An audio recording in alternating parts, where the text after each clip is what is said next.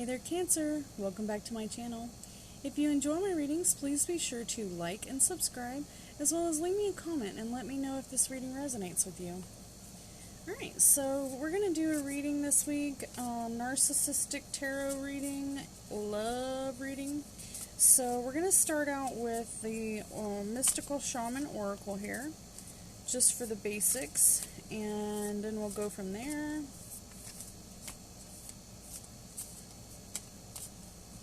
Alright, so we've got the rattle, and we also have the stand still. This is kind of like that one's kind of like the hangman, kind of stuck in a rut maybe. The blade. Alright. And the Luminous Warrior, but it's reversed. Alright, so let's take a look here. So for your first card, we've got the standstill. You know, I always put these down wrong. Hold on a second. It's actually the rattle. Then that one, then that one, then that one. Okay. So the rattle is the card in the south, which represents that in which you need to let go of. I'm sorry. That in which you need to let go off. What needs to be shed. It is an old wound that no longer need to define yourself by. Alright, so let's take a look here. Number 43 is this particular card that we're working with.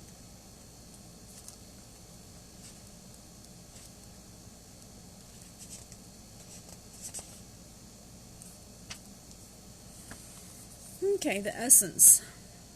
The rattle is the spirit caller, carrying the shaman's prayer to the four directions. The body of the rattle is like the earth, spinning on its axis. Within the aid of the rattle, the medicine woman instills the desired destiny in her future. Closing with the prayer, Great Spirit, may your will be done.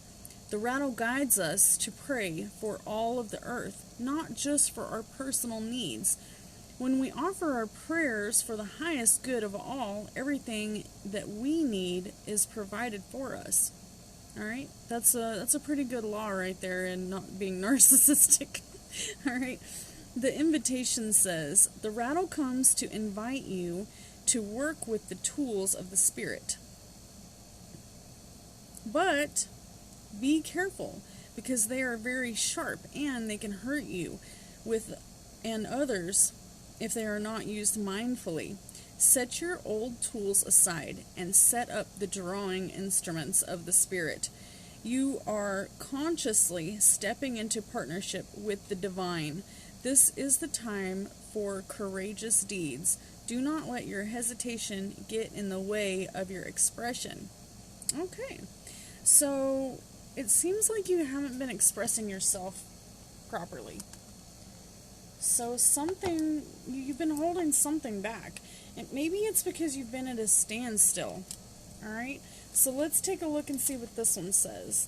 So, number 2 is the card in the west. And it represents a part of you that needs to die.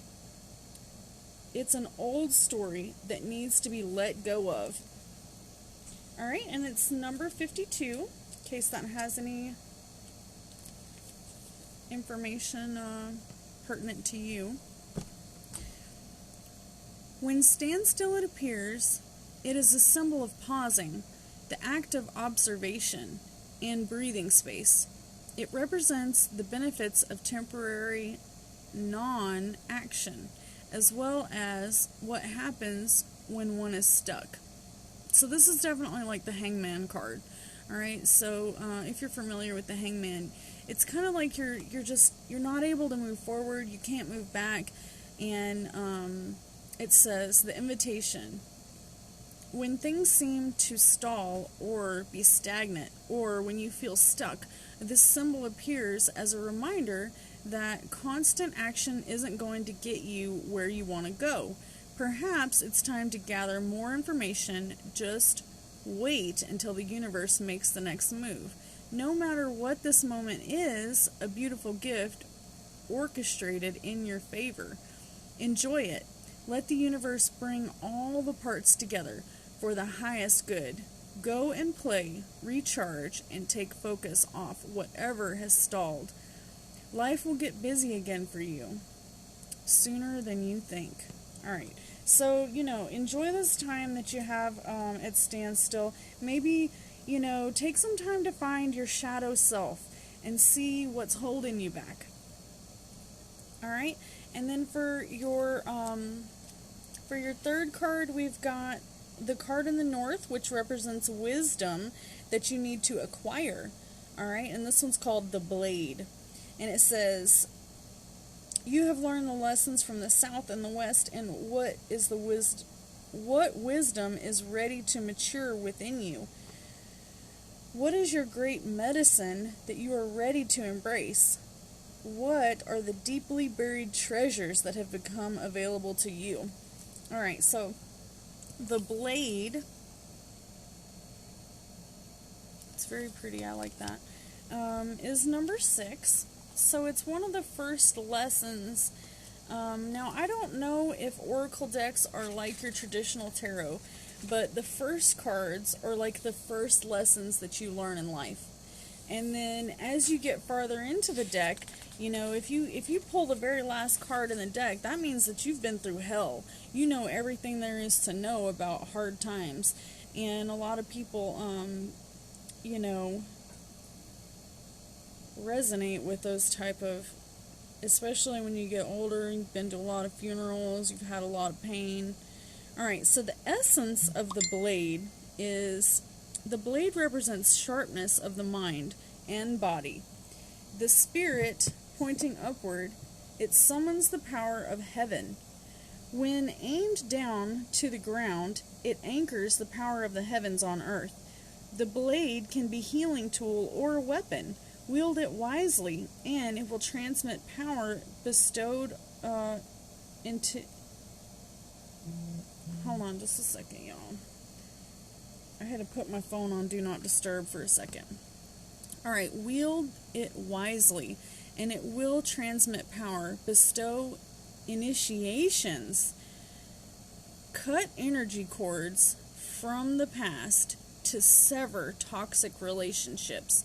Use it with anger, and it will slash, stab, and kill. Be careful. Alright, and then it says, the invitation.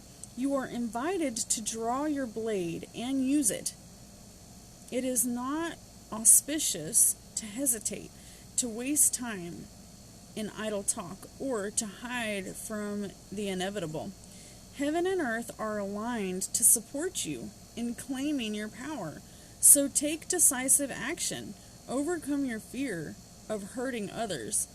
Unsheath the blade and use it wisely. Alright, and your last card is the Luminous Warrior, and it's reversed. And it's number 32, in case that has some significance for you. Alright, so with this deck you have...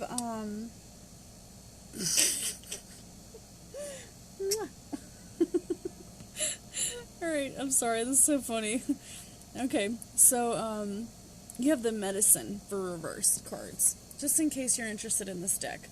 Alright, so it says, you are being tempted by your emotions to follow your lower instincts. You are being invited to enter into a quarrel with someone. Put your sword away. This is not the time for battle. Your enemy is not who you think it is. Do not act from a place of anger that will damage your relationships and hurt the ones that you care for. Find the truth hiding in your heart, and it will affirm your instincts for peace rather than for war. That's a very good call. If you do have someone in your life who's provoking you, you don't want to accidentally snap. Alright, so that's definitely good advice. I highly recommend that if you have someone in your life pushing you into battle or pushing you into making decisions that you're not ready to make yet, then, you know, you don't have to do anything that you're not ready to do. So I'm going to pull a love card just to see if this might be your lover that's pushing you in this direction. Or, okay, so this is the coquette, which is a female who drives me to extremes. Oh my gosh, how funny. Emotional distance. Alright, so someone who's like a vampire, someone who's very like a minx, or even the deadly lady. Alright, so you've got this person in your life who's definitely pushing you past your point of like normal, and you may be tempted to take your earrings out and kick their ass. Don't do it. Hold your shit together, okay? Hold it together. Put your big fat ring back on your left hand. Don't hit anyone. Don't lose it. Just focus, alright? Let's take a Grim card and see what the best advice is. Okay, Grim deck says Mother Holly. Alright, so if you're not familiar with the story, you're going to have to Google it. Because I don't have time to tell you the whole story. But the moral of the story is, if you work hard, good things happen. You know, good things come to those who wait. Alright, so I hope this reading resonates with you, and if you have any questions or comments, or you'd like a personal reading, please be sure to message me and let me know. Alright, and y'all come back and see me next week, okay?